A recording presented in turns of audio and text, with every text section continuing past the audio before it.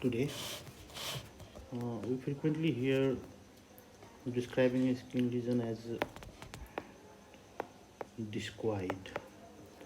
So, the term discoid comes from the term disc. Disc. So, discoid lesions are usually round lesions in which the center as well as the periphery both are involved. Okay, so if a skin lesion has its periphery as well as the center involved and is round in shape, then we call such lesions as discoid lesions. The example of discoid lesions are discoid eczema. We also call it as nummular eczema. Okay, nummular eczema. Even psoriasis may sometimes have discoid lesions.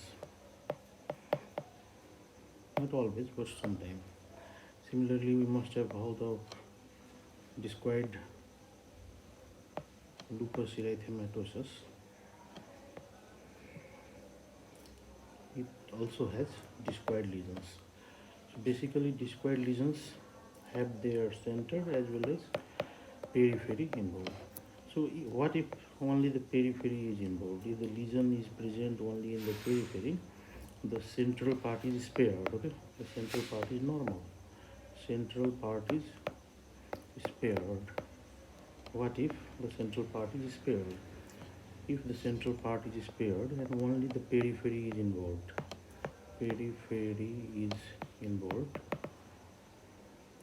then in that case we call it an annular lesion.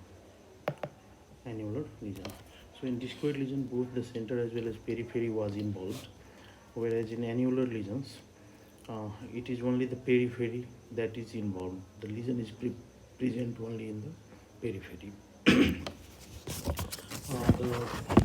We also call the annular lesions as ring-shaped lesions. Well, ring-shaped lesions or ringed lesions. The example are ringomes. So ringomes, the other name of ringome is tinea corporis, for example. So tinea corporis is an example of annular lesion. The other example of annular lesion is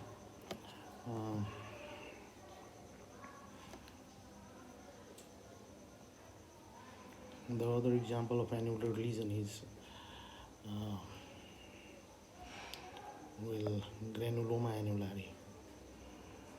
Granuloma annulare. In both these cases, in case of ringome, only the periphery is involved with central clearing, and in granuloma annulare, the lesions are clear in the center and the lesion is only present on its border. The other description for defining shape may be arcuate. So arcuate comes from the letter arc. All of us know that in arc is nothing but part of a circle, so part of circumference of circle. So arcuate lesions are curved lesions. Curved lesions are described to be, so these are curved lesions. And example of arcuate lesions may be, for example, urticaria. Some of the lesions of urticaria appear to be arcuate, while others may be circular. Similarly, other term that we use to describe skin lesion is polycyclic. Polycyclic comes from the word poly plus cyclic. So when two or more annular lesions coalesce, you see, When two or more annular lesion coexist, they form polycyclic lesions. So polycyclic lesions, so we call it as polycyclic lesions.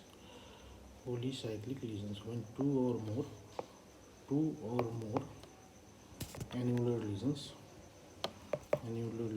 coalesce, they form polycyclic lesions.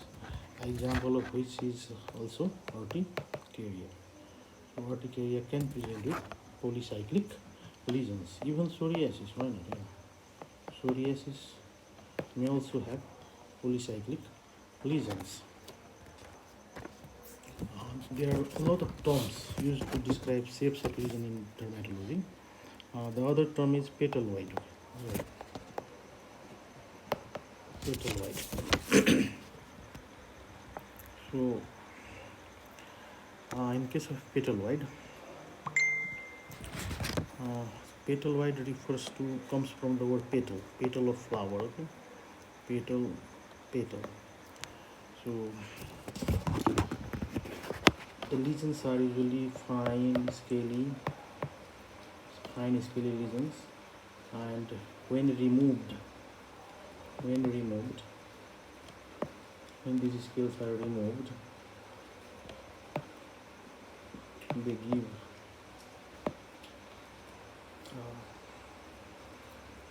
give texture or appearance of petal,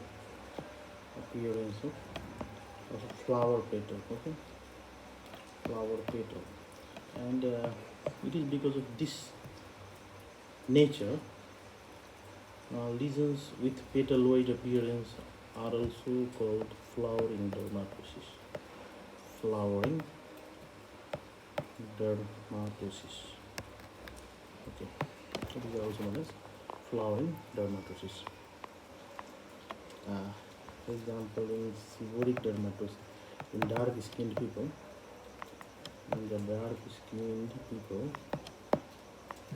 seborrheic dermatosis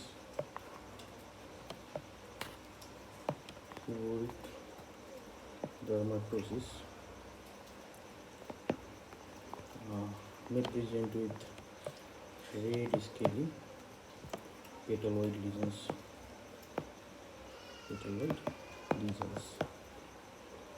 Red scaly petaloid lesions. So the other term that we use to describe skin lesion is livedo or livedoid. So livid means blue, right? Livid means blue, and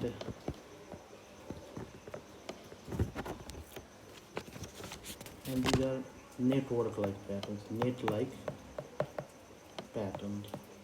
blue net-like patterns that appear on the skin. These are usually due to spasm of blood vessels, spasm of cutaneous blood vessels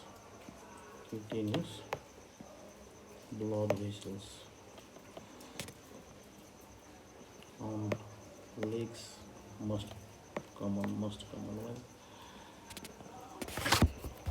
And the spasm may be because of cold or vasculopathy, as in case of, for example, SLE, systemic lupus erythematosus. We see livedo patterns in case of livedo reticularis.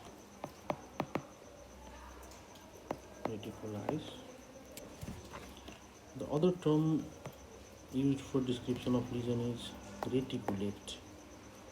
The other term is reticulate. So as the name suggests, the reticulate lesions will have these are also network-like, but in case of livedo, the network was larger, and in contrast to that, the reticulate lesions will have fine network-like. The network is fine network-like. you can see. So this is the net and reticulate lesions. So multiple lesions may be seen in the pattern of network like. The most prominent example is oral lichen planus. Oral lichen planus. So on oral lichen planus, we can see reticulate lines on buccal mucosa. On buccal mucosa. So these are some of the shapes of lesion used for description in dermatology. Similarly, there are other terms that can be used to describe the shape of lesion in dermatology. The other term is a target. So we must have seen in games like sports like shooting, we should have seen this target, and the lesion appears like this, and so that it has three layers. The central part is dusky red. The middle zone is pale, that is white, and the outer is also erythematous. So there are three regions in case of target lesions, and because these three lesions appear like a bull's eye in case of sports, so these lesions are also called as iris lesion or bull's eye lesion. Most commonly target lesions are seen in erythema multiforme.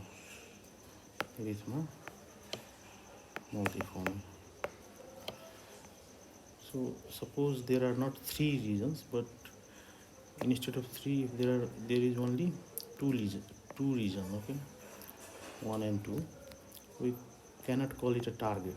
We call it target wide lesion or atypical targets. So atypical targets are a very important finding in case of Stevens-Johnson syndrome or toxic epidermal necrolysis. So we have seen target and target-wide lesions. The next descriptive term is digitate. So we know digitate comes from the word digit.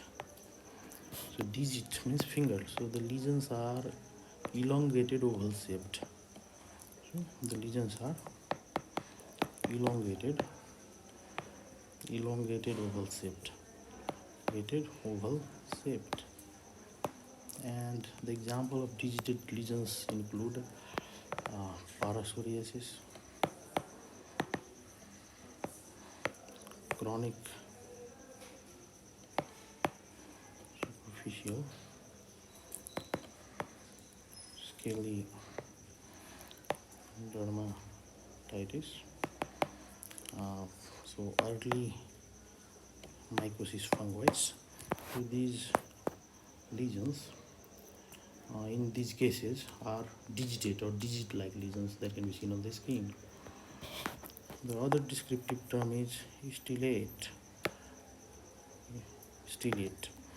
So we have, as the name suggests, stellate means star-shaped lesions. So in these lesions we can see spicules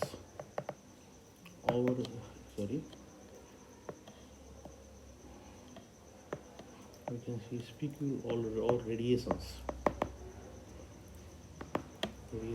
from central point. So there is a lesion, and we can see spicules radiating from a central point. So So these lesions are called star-shaped or stellate lesions, and you can see uh, stellate purpura.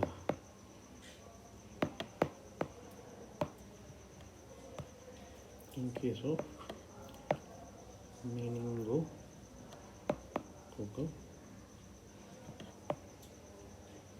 septicemia. In case of meningococcal septicemia. The other descriptive term is whorled.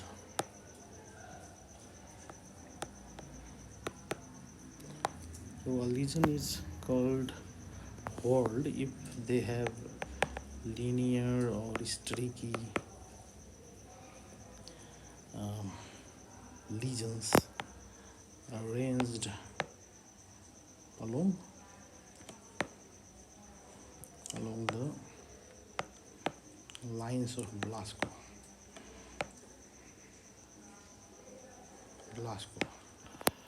So if there is linear or streaky lesions arranged along the lines of Blasco, we call it whorled lesion or Blascoid lesions.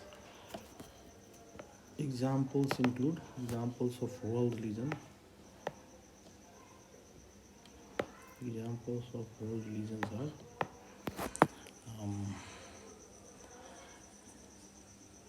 so we can say nevoid melanosis,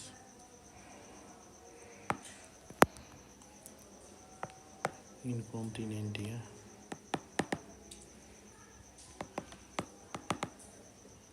pigmenta, and so on. The other description that we must have heard is serpiginous. So as the name suggests, serpiginous means snake or serpent-like lesions. So these lesions are described to be creeping lesions, creeping from one place to another. So these lesions are creeping lesions from one place to another. So the example of serpiginous lesion, most common example is cutaneous larva migrans. And finally, the last and most important lesion is linear. So linear lesions are most common, one of the most common type of descriptions. Linear, when I say linear, the first thing that strikes to our mind is Kovner's phenomenon. Kovner's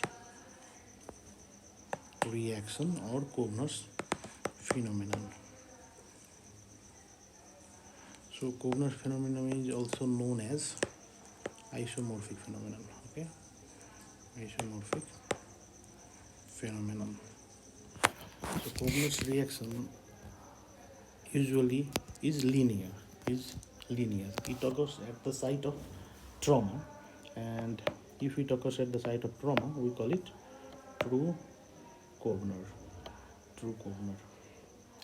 And in case of true Kovner, trauma causes the lesion to appear at the site of trauma. There is something called reverse Kovner. So in this case, trauma causes disappearance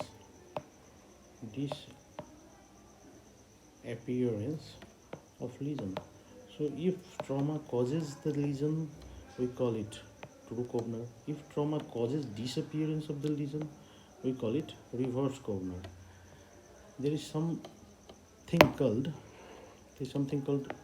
remote reverse Kovner. So remote reverse Kovner, in this case, we give trauma to a lesion causes disappearance of similar lesion from even distant sites. So if the trauma causes appearance of a new lesion, we call it true Kovner. If trauma to a lesion causes its disappearance, okay, if it causes the disappearance of that lesion, we call it reverse Kovner. But if trauma to a lesion causes disappearance of similar lesions from distant places also, then we call it remote reverse Kovner. There is something entity called Pseudopodner phenomena. So Pseudopodner is it's not a reaction of skin, but it's simply a phenomenon. Like suppose you have a wart or a molluscum contagiosum lesion. Okay, suppose this is either a wart or a molluscum contagiosum lesion. You pick it with your nail and use the same nail on other part of the body and to scratch. Suppose you have a wart or molluscum, you use nail to scratch and use the same nail to scratch on distant site, and the place at a distant site where you scratch develops the lesion. Then we call it pseudocovenant, because it is due to actual inoculation of the virus. Pseudocovenant is not because of reaction of the skin, but it is because of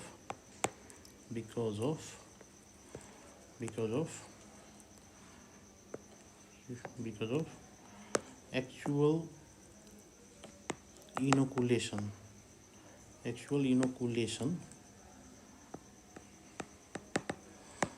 of the virus to the skin, either by nail or by any other thing. So this is in short about the